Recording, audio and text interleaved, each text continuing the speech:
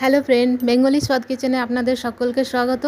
প্রতিদিনের মতো আজও একটা নতুন রেসিপি নিয়ে এসে গেছি। আসুন রেসিপিটা দেখে নিই। দেখুন, গ্যাসের মধ্যে আমি একটা কড়া বসিয়ে নিয়েছি এবং কড়ার মধ্যে আমি সর্ষের তেল দিয়ে দিলাম 2 চামচ মতো, 2 থেকে 3 চামচ মতো লাগবে। দিয়ে দিচ্ছি একটা তেজপাতা 2 টুকরো করে নিয়েছি, একটা শুকনো লঙ্কা সেটাও 2 টুকরো করেছি, 4টে লবঙ্গ আর 2টো এলাচি দিয়েছি। এবার এই ফোড়নগুলো একটু নাড়িয়ে নেব। এরপর এর মধ্যে দিয়ে দেবো গোটা জিরে, ওই 1/2 চামচ মতো। জিরেটা একটু ফুটে গেলে এর মধ্যে আমি দিয়ে দেবো রসুন থেতো করে রেখেছি, দিয়ে দিলাম মোটামুটি 1 বড় চামচ মতো।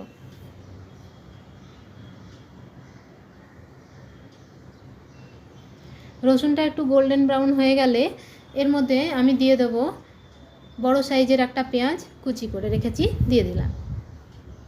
পেঁয়াজটা গোল্ডেন ব্রাউন হওয়া পর্যন্ত আমি অপেক্ষা করব, একটু ভালোভাবে ভেজে নেব। দেখুন, তাতে রসুন এবং পেঁয়াজের কাঁচা গন্ধটা দূর হয়ে যায়।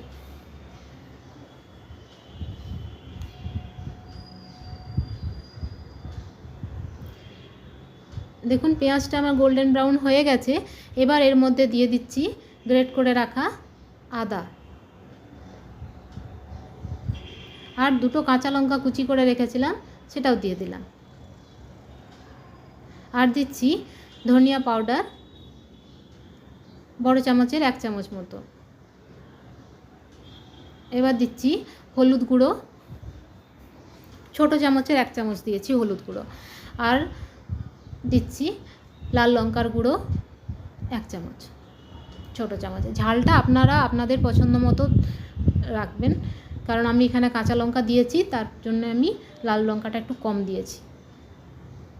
এবার সমস্ত মশলাটা একটু নাড়িয়ে নিয়ে তার মধ্যে অল্প একটু জল দেব, যাতে মশলাটা ভালোভাবে মিশে যায়।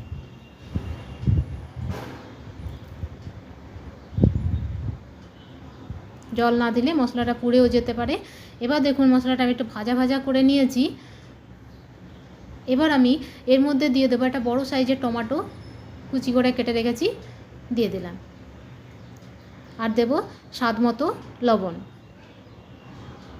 লবণ দিলে টমেটোটা তাড়াতাড়ি নরম হয়ে যাবে।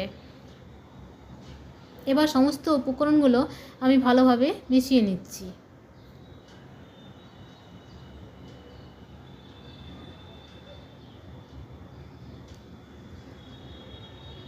যে কোনো রান্না ভালো স্বাদ পেতে হলে কিন্তু ভালোভাবে মশলাটা ভাজতে হবে।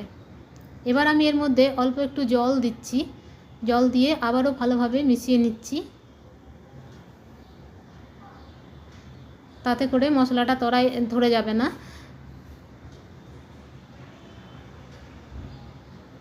মশলাটাই কিন্তু মেন, এটাকে ভালোভাবে তৈরি করতে হবে। এবার আমি এটা ঢাকা দিয়ে দিচ্ছি। ঢাকা দিয়ে কিছুক্ষণ রাখবো, 1 থেকে 2 মিনিট। দেখুন, এই মটরগুলো আমি রাতভর ভিজিয়ে রেখেছি। 250 গ্রাম মটর আছে, আমি ইয়েলো মটরটা নিয়েছি। তারপর সকালে এটা সেদ্ধ করে নিয়েছি। 4 থেকে 5 ঘন্টা তো আপনাদের অবশ্যই ভেজাতে হবে, কিন্তু আমি সারা রাত ধরে ভিজিয়ে রেখেছিলাম। আর 2টো ছোটো সাইজের আলু, মানে মিডিয়াম সাইজের, তো সেই আলু 2টো সেদ্ধ করে নিয়েছি, সেদ্ধ করে খোসা ছাড়িয়ে নিয়েছি। এবার দেখুন, মশলাটা আমার সেদ্ধ হয়ে গেছে। দেখুন, টমেটোগুলোও নরম হয়ে গেছে। এবার মশলাটা একটু ভেজে নেব। দেখুন, একটু কষা হয়ে গেছে। এর মধ্যে ওই সেদ্ধ করা আলুগুলো দিয়ে দিচ্ছি। আলুটা দিয়েও 1-2 মিনিট মতো একটু কষিয়ে নেব।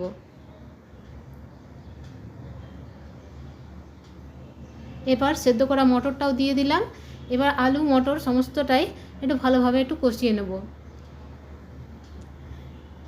এইভাবে একবার রান্না করে দেখবেন, মটরটা এইভাবে একটু কষিয়ে নিলে খুব সুন্দর স্বাদ হয় খেতে। আমরা স্কুল কলেজ ক্যান্টিনে খেয়েছি, সেই স্বাদ যেন মুখে আজও লেগে আছে। কিন্তু আপনারা এইভাবে রান্না করে দেখবেন, সেম লাগবে একদম।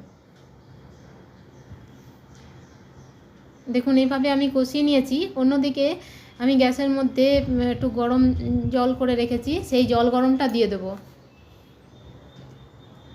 যে কোনো তরকারিতে আপনারা যখন গরম জল দেবেন, তার স্বাদ কিন্তু ডবল হয়ে যাবে।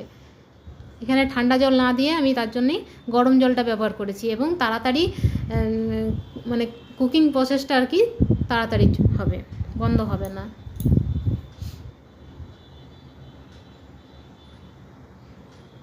আর এই যে তেজপাতা, শুকনো লঙ্কা, এইগুলো আমি এক এক করে সব তুলে নেব।